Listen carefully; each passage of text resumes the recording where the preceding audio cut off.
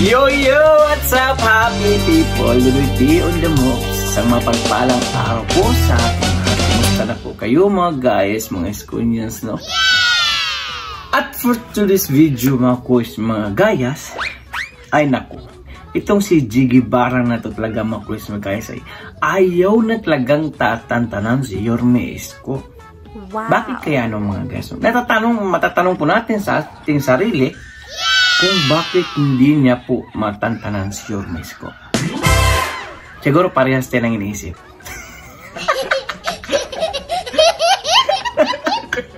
Well, napakarami pong mga kabubuhang mga vlog na dito o video content, no, about po kay Yorme Isko, no. Ito, TVJ na inaakusahang ng Tape Incorporated.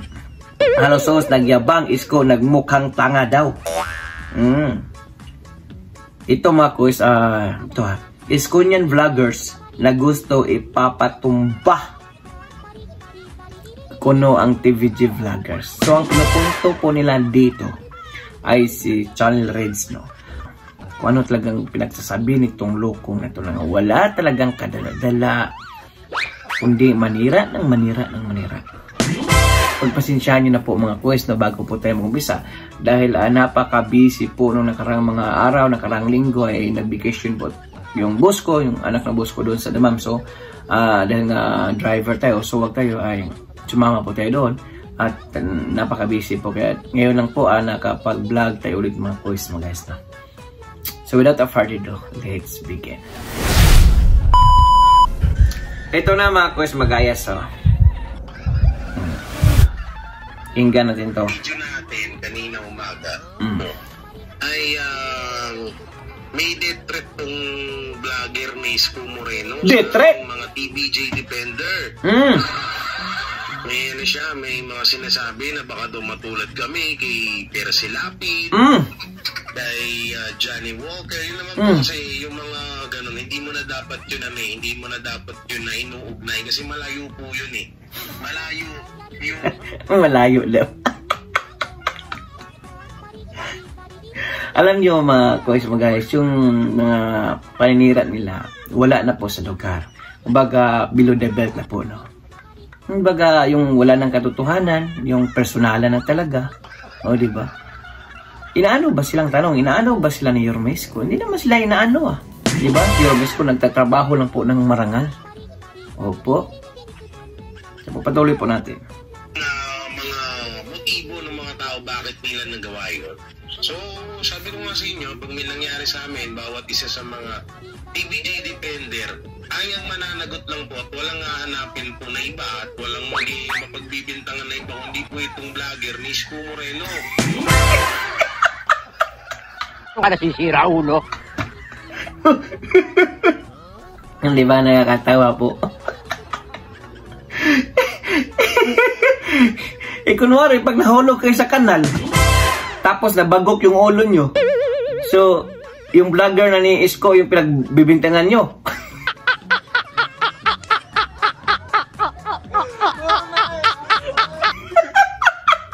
Kunwari, yung sa sobrang katangahan nyo, di ba?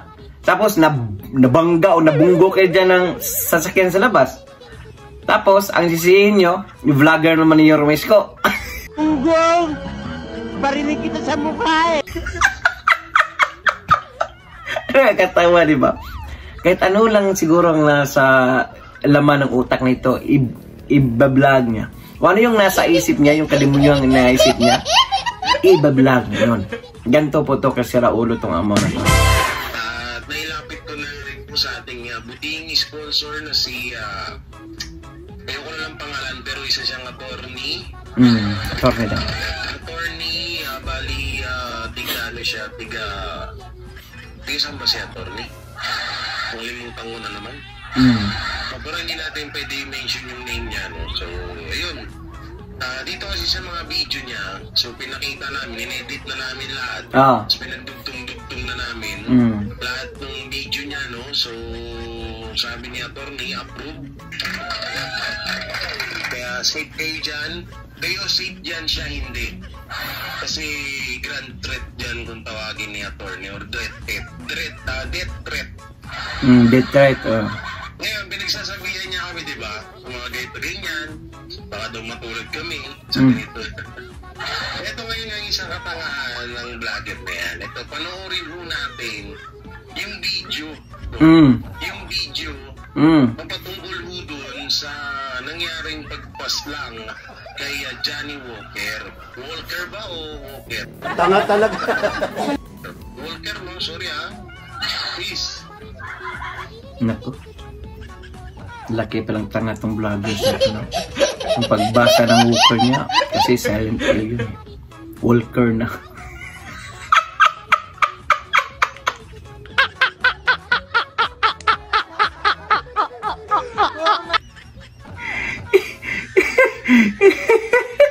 Ay, naku.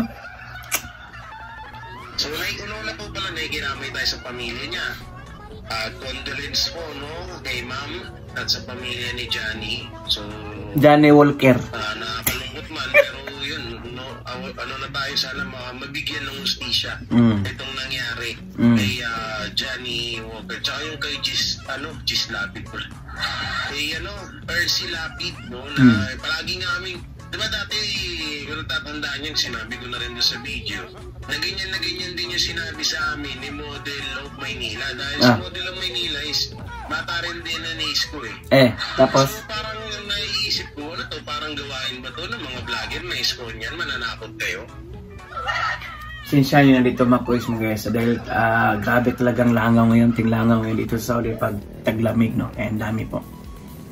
Tingnan ko natin itong kaamawan nito ha. Pag di nyo na kaya yung mga kalaban nyo sa bangayan, mananakot kayo? Kaya siya ipapapatayin nyo kami? Sino bang nanakot ka Yung video, no? Ang layo po nung motibo ng suspect sa nangyayaring issue natin dito ngayon. Mula sa kuha ng CCTV bago ang mga marine sa radio anchor na si Juan Walker. Pakinggan nyo maigi Opo. Johnny Walker. Okay? Ang nakalive ang kanyang Johnny Walker. Johnny Walker. Johnny Walker. Nakabuo ng Johnny Walker. Hindi, Johnny Walker yun. Nagkabubuhan nito. Siguro, ano to, graduan lang ito na. Johnny Walker. Nice.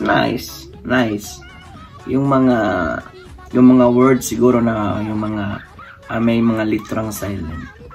Hindi niya mababasa yun. Kaya siguro ng open.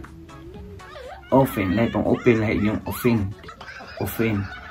So pagbasa nito, often.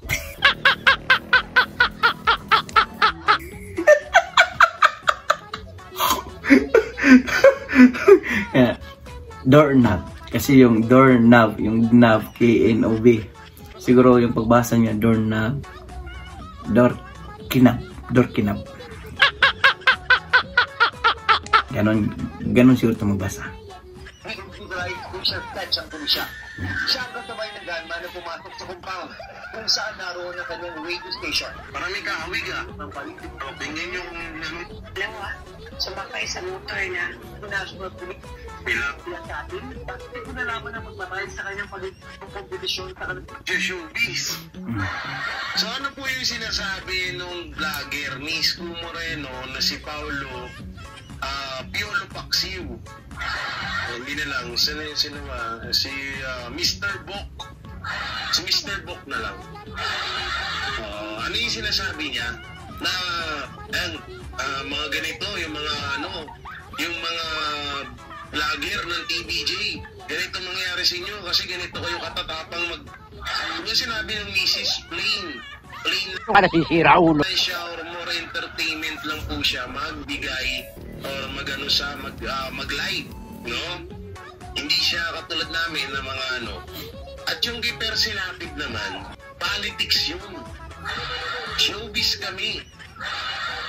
At ngayon naman, hindi na kami rin natakot kasi alam namin na magkakaroon ng hustisya sa oras na may mangyaring masama sa amin dahil sino hanapin? Ikaw. Takot pala itong mamatay na to. Takot Bakit pala itong mamatay? Tapos pag makapagbitaw ng salita, below the belt. O, diba? O, tapos, pag may mangyari pa sa kanila, yung mga vlogger ni Yormesco yung pagbibintangan. Ano yun? Katangahan? Kung nabunggo kayo, nahulog kayo sa kanan, bago kayo, nahimures kayo, vlogger ni Isko pa rin yun. Tanga! O, atakihin ka ng high blood, kaya ang taba-taba mo. O, so, vlogger ni Isko pa rin yung pagbintangan mo. Loko-loko talaga. Wala na to sa ayos. Ito, Bikan Joey, baka may kilala kayong mga ano dyan. Pasok niya to. Wala na eh. Wala sa hulog eh. Panoorin niyo yung video ha. Tuloy natin to. Ito na nga, diba? At saka kung yung kalaban nila ay nakarating yata, alam natin ay nakarating po sa Husgado. Basta sa dapat po sa pato. Ang laki ng pato. May kamukha talaga oh. Kamukha mo. Kamukha mo. May kamukha siya no. Diba? Ayun yung, akala mo ganun-ganun lang. Mr. Book na lang. Akala siguro ganun-ganun lang kami dito no. Okay? Tuloy natin. Isang broadcaster, patay matapos marilin habang nag-programa sa radyo. Patay. No, anong kinalaman dyan? Unang-una. Oh, ang tinutukoy ni Channel Reds is yung si Johnny Walker. Oh, ano ano nito na nagsasabi nito? Di ba? Loko-loko tal. Wala na sa hulog ng taong to. Parang masaya ka pa na may namatay na broadcaster. Na bilang ano ka, Isko Moreno Dumagos vlogger o Yorme vlogger o Isko Moreno vlogger, bakit mo itatapik ang title mo ay ano ba yung title niya? Iwan ko sa'yo. Parang big deal daw yung pagtaas ng ratings. Anak ng dating ratings na yan. Yan ang pinapansin niya. Ang pinapansin niya, ratings nyo na yun dyan. Nagtataka lang kami, bakit kada linggo isang beses lang. Ibig sabihin, concerned pa kami. Ibig sabihin, concerned pa kami nun. No? Hindi kami nagagalit. Okay, tuloy natin. Yun. Ngayon mga kaibigan, ito, kami sa amin occidental ito nangyari. Kanina lang. Sige. So ayan, broadcaster, patay. Ulit-ulit pa. Marilin habang nagpo-programa sa radyo. Ako mga kaibigan. Ito na sinasabi ko eh. Tanggan nyo ah. Yung mga retros talaga minsan kasi binaapakan ko. Okay naman sa akin yung benefit. May naaapakan. So pinapalabas niya rito na si Sir Johnny Walker ay may naaapakan na tao. So bukod doon, pwede rin siya makasuhan ng pamilya ni Johnny Walker. No, ma'am, kontakin ko nga. Sige. Pagtas itong video, kontakin ko. Pwede siya makasuhan, no? Kasi sinasabi na doon, ay may naaapakan na tao. So ay itong si Johnny Walker ay may kaaway or may inaaway. Ito kasi hirap dito sa panahon ngayon. Kung tayo naglaro, no? So parang iba ang panahon ngayon kaysa dati. Dati may takot pa yung tao eh. May takot pa yung taong kumatay, manakit. Kaya nga kaibigan andali eh. Tingnan nyo. Naalala nyo ba yung mga... Kailan may ito pinanganak? Dito, palpal din. Wala rin siya sa ayos dito. May takot pa yung taong kumatay, manakit. Kaya nga kaibigan andali eh. Tingnan nyo. Andali, yun pala. Gang tugot. Tama. Kapag sinabit, di ba? Sa social media din. Alam niyo ba yung mga previous na mga nangyari na for example, Type RC, di ba? Ganun din. Tama. Type RC Lapid, di ba? Sa social media din siya. Pero ito ngayon, no? Media din to, broadcaster ka po. Patay, patapos. So, anong connect sa amin nun? Live on air. Sino naman kayo yung... Hindi mo walang gwardiya? Oo. Ayun, oo. Ayan. siya, sa tingin ko sa bahay niya lang to eh. Di ba? Klarong-klaro po doon, nakikinig kayo, di ba? Klarong-klaro po doon na wala pong binanggit si Channel Reds about po sa TVG vlogger. Ganun siya kabubo. Ikinunik niya yung vlog ni Channel Reds doon sa napaslang na si Johnny Walker doon sa kanila. So, try to figure out mga kuys mga guys. Paano niya nakunik yun? Wala namang binabanggit si Channel Reds about po doon sa kanila at about din po sa nangyari kay Johnny Walker. Okay. Ikinumpara ba ni Channel Reds si Johnny Walker sa mga TVG vlogger? Siya lang po ang nag-connect. Siya lang po ang may motibo. Diba? Uli ka, Balbon. Ganun po siya katalino gumawa ng kwento, gumawa ng ka-fake newsan, gumawa ng clickbait, o misleading ng content. Ganun po talaga yan, si Amaw na yan, no? Hindi naman talaga sila binanata ni Channel Reds, hindi naman sabi ni Channel Reds na napatayin sila, o anuhin sila. Wala pong sinasabi si Channel Reds. Di ba? Sa madaling pagkakasalita, sila po ay gumagawa lamang ng kwento. For the money, for the views. Ganun po sila kaamaw. So, wala pong date rape na nangyari po sa mga TVG vlogger. Siya lang pong gumagawa ng kwentong pinagdugtong-dugtong niya. Taliwas po doon sa sinasabi po ni Channel Reds. So, pakikomento ng inyong mga reaction na quiz mo guys. Dahil umabot po kayo sa dulo ng ating video, may karapatan po kayong mag-subscribe. So for now, I'm God Filipinos. God first, God bless all. PS.